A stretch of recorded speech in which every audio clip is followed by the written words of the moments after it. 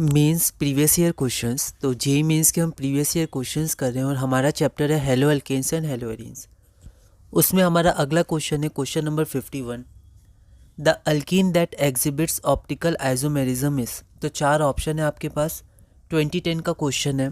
आपको वो अल्कीन बताना है जो ऑप्टिकल आइसोमेरिज्म दिखाता है। एक बार आप इस क्वेश्चन को ट्राई करिए, फिर हम लोग आगे बढ़ते हैं। तो जिस एल्कीन में कायरल कार्बन होगा वो ऑप्टिकल आइसोमेरिज्म शो करेगा। आप एक बार सबके स्ट्रक्चर्स बना के देख सकते हैं। तो उसमें से ये जो आपका अल्कीन होगा 3-मिथाइल 1 पेंटीन, 3-मिथाइल 1 पेंटीन। तो इसमें ये जो कार्बन आपका होगा ये ऑप्टिकली एक्टिव, मतलब ये कायरल कार्बन होगा। तो इसी कारण ये जो आपका कंपाउंड है वो ऑप्टिकली एक्टिव होगा, ऑप्टिकल आइसोमेरिज्म शो करेगा, है ना। आप एक बार स्ट्रक्चर जल्दी से बना के इसको देख सकते हैं। तो आपका आंसर हो जाएगा 3-मिथाइल 1 पेंटीन। अगला क्वेश्चन है क्वेश्चन नंबर 52। ये आपका सबस्ट्रेट दिया हुआ है और यहाँ पर रिएजेंट है NaOMe और MEOH, ठीक है। तो ये जो सोडियम, ये आपका मिथॉक्साइड हो गया, सोडियम मिथॉक्साइड, और ये आपका मिथाइल अल्कोहल हो गया, मिथेनॉल। तो मेजर प्रोडक्ट जो बन रहा है वो क्या बनेगा, ठीक है। चार ऑप्शन है आपके पास, 2018 का क्वेश्चन है। एक बार आप इस क्वेश्चन को ट्राई करिए, फिर हम लोग आगे बढ़ते हैं। तो यहाँ पर आपका ये जो आपका बेस है ये बेस भी है और न्यूक्लियोफाइल भी है, ठीक है। तो ये सब्स्टिट्यूशन भी कर सकता है और एलिमिनेशन भी कर सकता है। तो इसमें कंपटीशन होगा तो डिफरेंट फैक्टर्स होते हैं, उसमें से एक इम्पॉर्टेंट फैक्टर होता है स्टेरिक फैक्टर।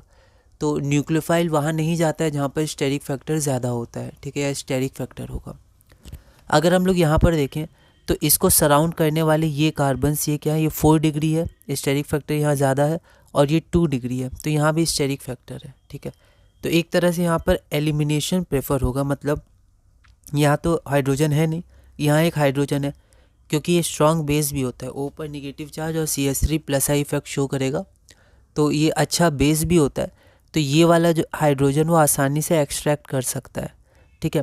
तो जब ये एक्सट्रैक्ट कर लेगा तो आपका ये इधर हो जाएगा और ये आपका लीव कर जाएगा, तो यहाँ पर आपका अल्कीन फॉर्मेशन हो जाएगा, मतलब B, ठीक है। इसको हम लोग देखते हैं एक बार। OMe, तो O-Me क्या होता है, एक स्ट्रॉन्ग बेस होता है और स्ट्रॉन्ग न्यूक्लियोफाइल होता है, तो या तो E2 जाएगा या SN2 जाएगा। लेकिन क्योंकि यहाँ पर जो आपका है ये 4 डिग्री और 2 डिग्री हिंडर्ड पोजीशन है, तो इस कारण यहाँ पर इसको एक्सट्रैक्ट करना ज़्यादा आसान होगा, तो इसलिए यहाँ पर आपका अल्कीन फॉर्मेशन हो जाएगा क्योंकि हिंडर्ड पोजीशन है, ठीक है। तो ये सब E1 होगा या E2 होगा या SN1 SN2, ये बहुत इंपॉर्टेंट है। ये सब रिएक्शंस आप जितने प्रैक्टिस करिएगा, उसको ऑब्जर्व करिएगा, फैक्टर्स देखिएगा, तो आपको उतना आसानी होगा, और रिवीजन करिएगा। अगला है हमारा question number 53, the number of stereo isomers possible for a compound of the molecular formula.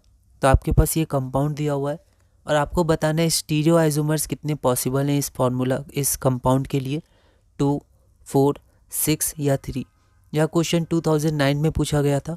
एक बार आप इस क्वेश्चन को ट्राई करिए, फिर हम लोग आगे बढ़ते हैं। तो यहाँ पर मैंने इसको रफ में ड्रॉ किया है। तो इसमें हम देख सकते हैं ये जो हमारा है वो क्या है, ऑप्टिक, मतलब कायरल कार्बन है, तो ऑप्टिकल आइसोमेरिज्म शो करेगा। स्टीरियो आइसोमेरिज्म मतलब आपका ज्योमेट्रिकल ऑप्टिकल दोनों, ठीक है।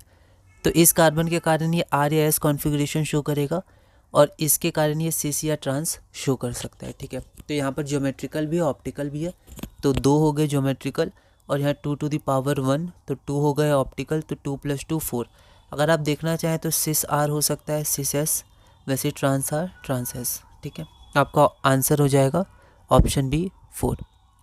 अगला क्वेश्चन हम लोग देखते हैं, question number 54, the total number of monohalogenated organic products in the following reaction, ठीक है। तो यहाँ पर A एक कंपाउंड है, उसको पहले रिएक्ट किया गया है H2Ni हीट, उसके बाद यहाँ पर क्लोरीने, मतलब यहाँ पर हेलोजिनेशन किया गया है। तो आपका जो प्रोडक्ट बनेगा उसमें मोनोहेलोजिनेटेड ऑर्गेनिक प्रोडक्ट्स आपको बताने हैं स्टीरियो आइसोमेरिज्म को या स्टीरियो आइसोमर्स को इंक्लूड करते हुए टोटल नंबर, ठीक है। ए कंपाउंड क्या है, तो सिंपलेस्ट ऑप्टिकली एक्टिव अल्कीन, है ना। ये अच्छा क्वेश्चन है, 2020 का क्वेश्चन है। एक बार आप इस क्वेश्चन को ट्राई करिए, फिर हम लोग आगे बढ़ते हैं। तो हमारा कंपाउंड ए है सिंपलेस्ट ऑप्टिकली एक्टिव अल्कीन। तो सबसे पहले एक सिंपल अल्कीन हम लोग बनाते हैं, 2 कार्बन का सिंपलेस्ट अल्कीन हो गया, ठीक है। इसके बाद हमें कम से कम कार्बन चाहिए और कम से कम ग्रुप चाहिए ताकि ऑप्टिकली एक्टिव हो जाए। तो sp2 तो हमें एक sp3 कार्बन चाहिए, तो एक sp3 कार्बन ले लिया, एक हाइड्रोजन हट के एक sp3 कार्बन आ गया, है ना। अब इसी को हम लोग को कायरल बनाना है, तो एक तो ये ग्रुप हो गया और हमें कम से कम ग्रुप चाहिए, तो एक तो H से वैलेंसी पूरी करा देंगे, एक और फिर कार्बन ही लेना पड़ेगा हमें, ठीक है, दोबारा H नहीं ले सकते, और एक हम लोग फिर इथाइल ले लेंगे। बस ये हो गया सिंपलेस्ट ऑप्टिकली एक्टिव अल्कीन, है ना। तो सिंपलेस्ट ऑप्टिकली एक्टिव अल्कीन ये हो गया। sp3 चाहिए था कायरल के लिए, तो sp3 लिया, फिर उसकी वैलेंसी पूरी करवाई, है ना। अब यहाँ पर सबसे पहले HONI है उसको हीट करेंगे, तो यहाँ पर आपका हाइड्रोजनेशन होगा, तो डबल बॉन्ड सिंगल बॉन्ड में कन्वर्ट हो जाएगा। अब यहाँ पर हम लोग क्या करेंगे, हेलोजिनेशन कराएंगे, तो एक एक करके X पुट करेंगे, ठीक है। तब देखिए यहाँ पर दो तरीका है, एक तो तरीका है हम लोग जैसे बनाए हैं वैसे ही इसको रखें, तो कहाँ का हम लोग पुट कर सकते हैं, एक तो इस पोजीशन में पुट कर सकते हैं Cl, तो क्या इसमें कोई ऑप्टिकली एक्टिव मतलब कायरल कार्बन है, तो एक ये हो जाएगा, तो RS, तो दो यहाँ पर आइसोमर्स हो जाएंगे। उसके बाद हम लोग यहाँ पुट कर दिए, यहाँ पुट करते हैं, जैसे यहाँ पर पुट करेंगे यहाँ पर दो कायरल कार्बन हो जाएंगे, एक ये वाला और एक ये वाला, तो कितने ऑप्टिकल आइसोमर्स हो जाएंगे, 2 to n की वैल्यू 2 है, दो कायरल एटम कायरल कार्बन, तो 2 की पावर 2 4, तो यहाँ पर 4 आइसोमर्स हो जाएंगे। फिर एक हम लोग यहाँ पुट करेंगे, ठीक है, तो यहाँ पुट करेंगे तो यहाँ ये कायरल नहीं होगा, ठीक है, क्यों, क्योंकि यहाँ पर आपका इथाइल ग्रुप है, सेम हो गया, तो ये कायरल नहीं होगा, तो एक ही माना जाएगा इस कंपाउंड को, तो ये एक हो गया। और बस एक और पोजीशन बचा ये वाला, क्योंकि अगर इस पोजीशन पे आप पुट करिएगा तो इसी के इक्विवेलेंट हो जाएगा, क्योंकि दोनों सेम ग्रुप है, ठीक है।